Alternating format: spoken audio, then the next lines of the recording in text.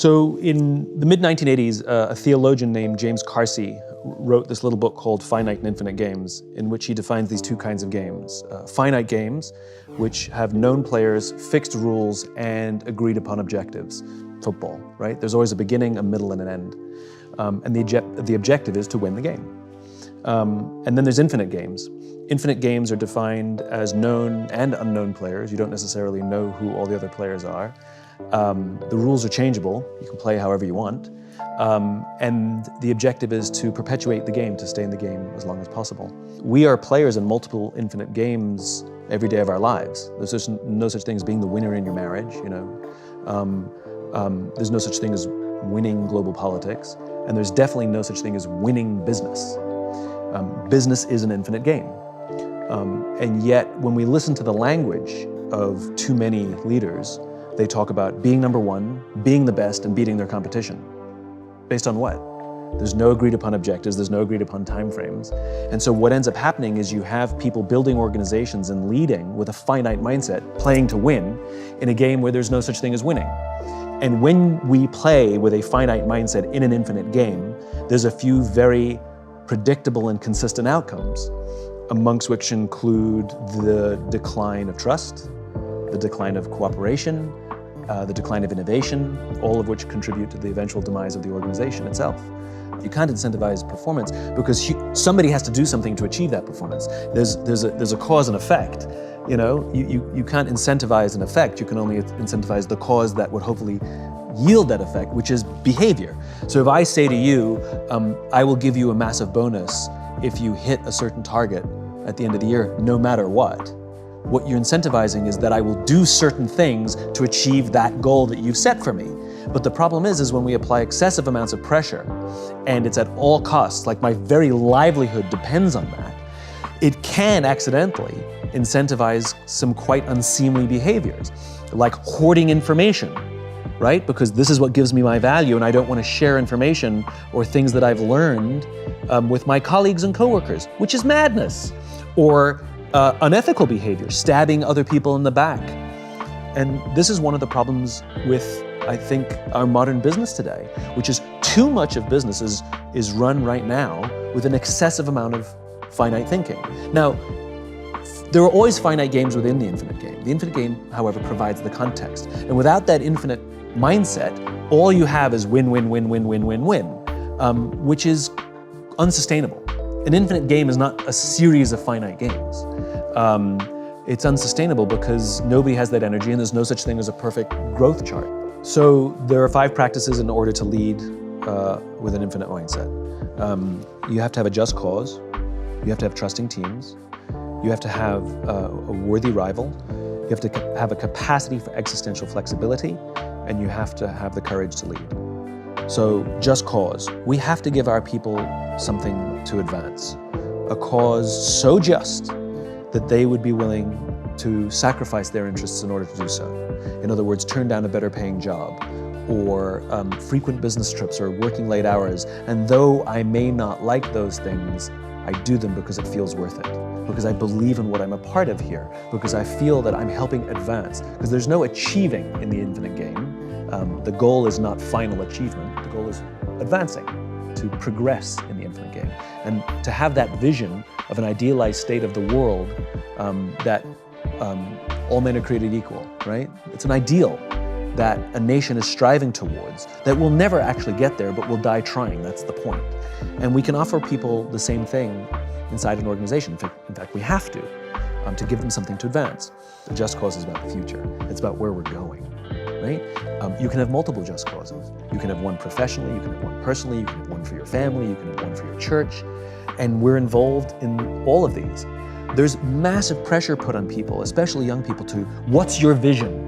Well, we're not all Steve Jobs and Bill Gates. We're not all visionaries.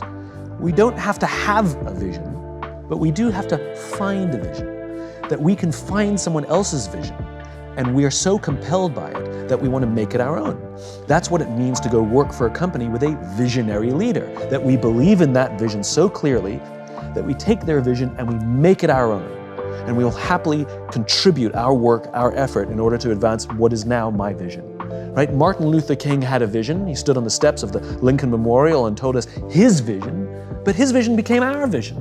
So I may not have come up with that vision, but I found it, and I'd like to devote time and energy to help advance it, even beyond him. We have to give our people a just cause. We have to have trusting teams. We have to create environments inside our organizations in which people feel psychologically safe enough to raise their hands and say, I made a mistake or I need help. The absence of trusting teams means we have groups of people lying, hiding, and faking. And that comes from good old-fashioned leadership. Leadership is not about being in charge. It's about taking care of those in our charge. And the very responsibility of a leader is not to drive performance. Leaders are not responsible for the results. Leaders are responsible for the people who are responsible for the results. And the problem is we don't teach people how to lead, right? When you're very, very junior, we give people tons of training how to do their jobs. Some people get advanced degrees how to do their jobs so that they'll be good at them. And if you're really good at your job, we'll promote you. And eventually you get promoted to a position where you're now responsible for the people who do the job you used to do, and we don't teach you how to do that. So how can we expect people to be good at their jobs if we don't train them how to do it? Like, would you go see a doctor that didn't go to medical school? No. So why would we work for a leader who has no training in being a leader? That's why we get managers. That's why we get micromanagers. That's why we get toxicity. It's not because they're bad people, it's because they don't know what they're doing. And they're making it up as they go along. And those lucky times that we get to work for a great leader, well, they were lucky that they probably had a great leader before them, or they learned it somewhere else, or maybe they had a terrible leader and they committed to do the total opposite of everything. The point is, they learned it. Well, we have to teach leadership so that leaders can create environments in which all of us can work to our natural best. That produces trusting teams. The closest thing to leadership is parenting. You have to be an infinite student of parenting. You know, you want to be a parent, you ask your friends, you ask your own parents, you join groups, you read magazines, you watch talks, whatever it is, you're constantly consuming how to deal with this constantly changing challenge of being a parent. And it's ups and downs and successes and failures, you know, and that's what it is. Leadership is the same. Leaders, great leaders are students of leadership. No matter how achieved they may be, they're still learning. And it's a lifestyle. It's the lifestyle of what I need to do to look after people, which includes things like listening, learning how to give and receive feedback, learning how to have effective confrontations, how to discipline when necessary in a way that's constructive, roam the halls, get to know people, learning what it means to ask somebody questions. How do you ask questions? You know, like some people are naturally good at being curious about other human beings, and some people are uncomfortable because they're introverts or whatever, socially awkward, but we can learn, you know? How do you learn to remember people's names? Oh, I'm bad at names. No, you've just decided you're bad at names. We can learn to be good at names so that when we walk down the hall and say, hey, Tom, oh my God, he remembers my name. It's a nice feeling. It's a lifestyle. It's a lifestyle. There are many, many things we have to do and constantly work on to be a great leader to create that environment. So there's another guy who does what I do. He's extremely well respected. He does extremely good work. I hate him. So anyway, we had the opportunity to speak at the same event. Like, we were interviewed together on the stage. And the interviewer thought it would be fun if, if we introduced each other. And so I went first. And then I looked at him and I said, you make me really insecure. All of your strengths are all of my weaknesses. And when your name comes up, it makes me really uncomfortable. And he looked at me and he said, funny, I feel the same about you. The reason I had such an irrational hatred of him had nothing to do with him, it had to do with me. He's my worthy rival. His strengths revealed to me my own weaknesses. And instead of confronting and taking a hard look at myself and evaluating those weaknesses and working on those weaknesses, it was much easier to take all of that negative energy and direct it towards him. In other words, to be competitive, to want to beat him, right? It was a very cathartic experience. We've since become very close friends, have worked together. I no longer check his book rankings. And because we share the same cause, we can actually work together. And so what I recognized was so often in business, we have these competitors, sometimes on our own teams, that we want to beat them. We've all had the experience where one of our colleagues got a promotion and we got upset, we got angry. We got angry at somebody else's success. Think about that for a second. Why couldn't we share in the joy, right? What is it about them that's being revealed in us? That's the problem, right? And so having worthy rivals instead of competitors are other players we set out to beat. But the problem with that is there's no finish line. And so if we're obsessed with beating the other company, then at some point, sure, you're ahead in whatever metric you chose, until when, right? At what expense, at what cost? That's not sustainable. But rather, the other players inside our industry, outside our industry, on our own teams, we can choose our own worthy rivals. Their strengths reveal to us our weaknesses, and by having our weaknesses revealed to us, it means we have the opportunity to grow and improve. And the infinite game, at its core, is basically a game of constant improvement. And so our worthy rivals reveal to us our weaknesses and our opportunities to improve. Existential flexibility is the willingness to make profound strategic shifts in order to advance your cause, 180 degrees, right? This is not the daily flexibility that you need in business. A leader, or even us as individuals, may never have to perform an existential flex, and at most you might ever have to do it in an entire career once, or never. But the responsibility of any leader is to prepare their organization for an existential flex should it need to happen. So what is an existential flex? So the best case is really Steve Jobs and his just cause. Jobs and Wozniak had a very clear just cause, which is to empower individuals to stand up to Big Brother, right? They're revolutionaries at heart. And they saw the personal computer as a brilliant tool to help them advance that, to empower individuals to stand up to Big Brother. And Steve Wozniak imagined a time in which an individual could compete in business against a corporation thanks to a personal computer. Prescient, right?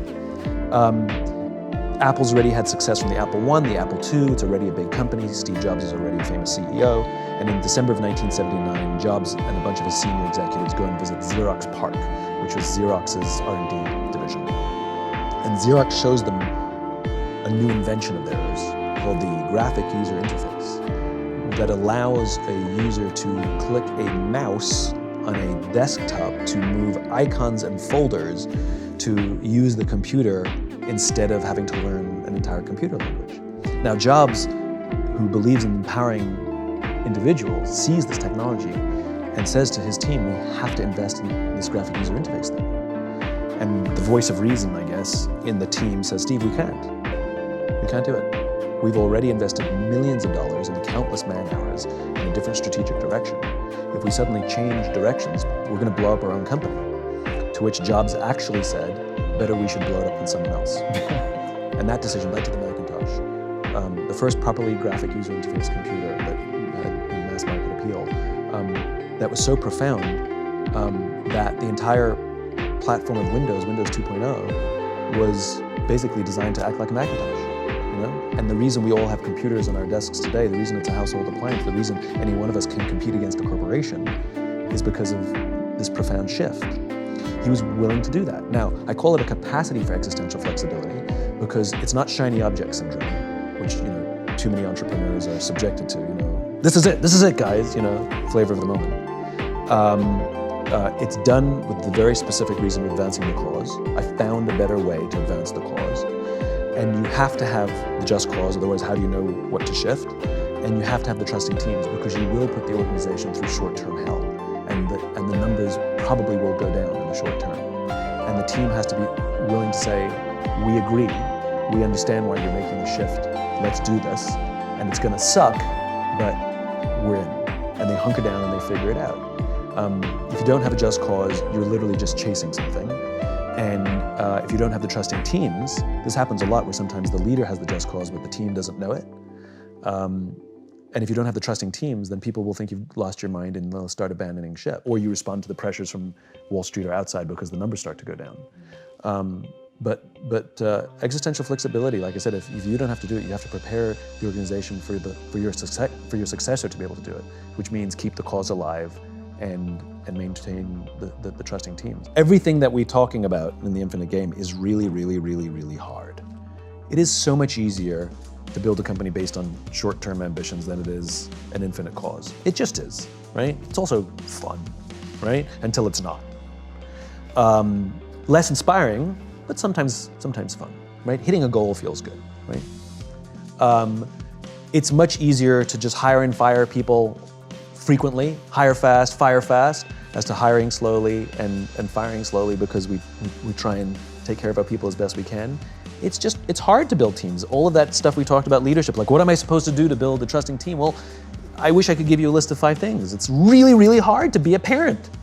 It's much easier to be an uncle or an aunt or not have kids, right? It's hard, right? So why do it? You know, it's fun and exciting to try and beat our competitors, you know? But to have to face our own weaknesses every day, oh, that's exhausting. You know, existential flexibility, I'd rather not. I just would rather not. You know? So the reason this takes courage to completely change our mindset, A, about the game that we're actually players in, and how we want to approach these things, and do we want to shift our mindset and our organizations to prepare for the infinite game, to be organized for the infinite game, it takes courage because we're going to be swimming upstream in a world that is very finite driven. You know, the pressures on us are overwhelming from Wall Street or our own egos or from internal incentive structures or our bosses, whatever it is. The pressures are overwhelming for us to play the finite game. And so how do you stand up to massive external pressure? Courage. And courage is something that comes from relationships. You know, it's external. A world-famous trapeze artist would never attempt a brand new death-defying act for the first time without a net. They would never do it. So why do we think that we could do something difficult without external support too? I've had the opportunity to meet real heroes, people who've risked their lives to save the lives of others with the belief that they were going to die, and they didn't. And when asked, why did you do it? They all say something similar, which is they would have done it for me. It's external. And so we have to take the time to foster and take care of people around us, to nurture our relationships, because when we're going to be doing something difficult, when we're going to be swimming upstream, when we're going to be innovating and doing something different, there are days we're going to doubt ourselves. There are days we're going to get knocked in our ass. There are days that storms are going to rise, and we have to have people who say, I got your back. You need to do this. We need you. The world needs this. Keep going. I believe in you, you know? And so courage comes from not only our willingness to do that for others, but then their willingness to do it for us. And if we commit ourselves to a just cause and we're willing to do those things, then, you know, the great thing is we take a lot of people with us and change the world for the better. And isn't that sort of the point of an infinite life? To leave this world in better shape than we found it, to leave the companies that we work for in better shape than when we started, to leave our families stronger and better capable than they can do without us. You know, isn't that what it means to live an infinite life? That we can literally live on beyond our own lives.